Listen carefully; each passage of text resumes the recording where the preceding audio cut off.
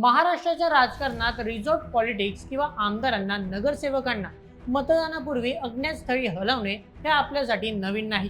परंतु सध्या नागपूरच्या राजकीय वर्तुळातून एक अतिशय रंजक आणि धक्कादायक बातमी समोर येत आहे. आगामी विधान परिषद निवडणुकीत संभाव्य दगाफटका, घोडेबाजार आणि क्रॉस वोटिंग रोखण्यासाठी सत्ताधारी भारतीय जनता पक्षाने एक अनोखा आणि मोठा निर्णय घेतला आहे.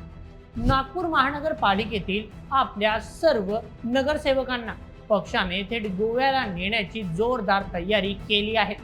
विशेष म्हणजे या संपूर्ण सहलीचा खर्च पक्ष करणार नसून प्रत्येक नगरसेवकाकडून या पिकनिकसाठी बळजबरीने किंवा स्वेच्छेने सहकार्य रक्कम अर्थात पैसे गोळा केले जात असल्याची माहिती समोर आली आहे.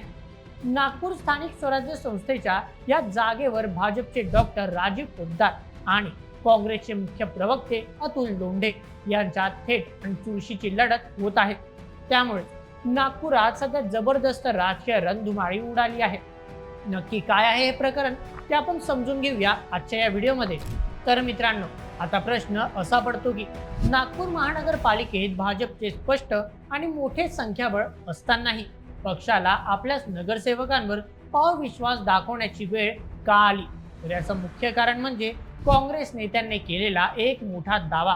काँग्रेसच्या गोटातून असं सांगण्यात येतंय की भाजपचे अनेक नगरसेवक पक्षांतर्गत नाराज असून मतदानाच्या दिवशी ते काँग्रेसच्या उमेदवाराला मतदान म्हणजेच क्रॉस वोटिंग करतील.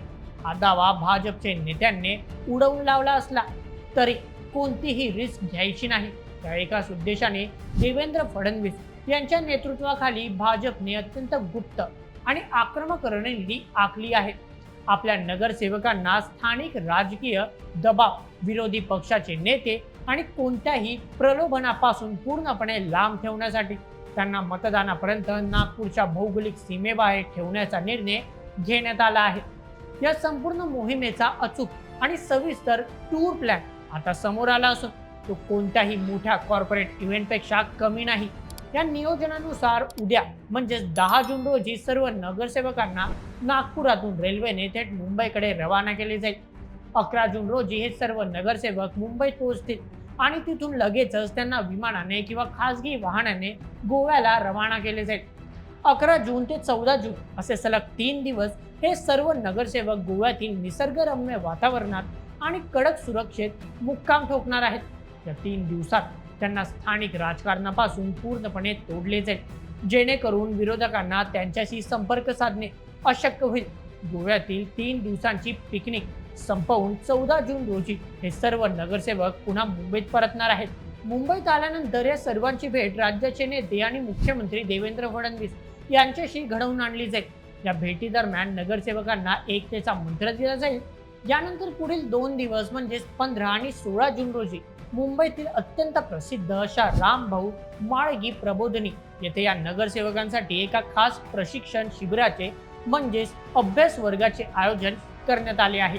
भाजपच्या मते या अभ्यास वर्गाचा मुख्य हेतू पक्ष संघटन, स्थानिक प्रशासन आणि आगामी महापालिका निवडणुकांबाबत मार्गदर्शन करणे हा आहे.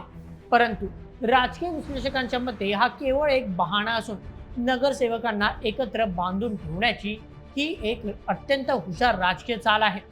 हा संपूर्ण आठवड्याभराचा हाय व्होल्टेज ड्रामा संपवून मतदानाच्या अवघ्या 1 दिवस आधी म्हणजेच 17 जून रोजी हे सर्व नगरसेवक सुरक्षितपणे रेल्वेने नागपुरात परततील आणि त्यानंतर दुसऱ्याच दिवशी म्हणजेच 18 जून रोजी विधान परिषद निवडणुकीसाठी प्रत्यक्ष मतदान पार पडणार आहे.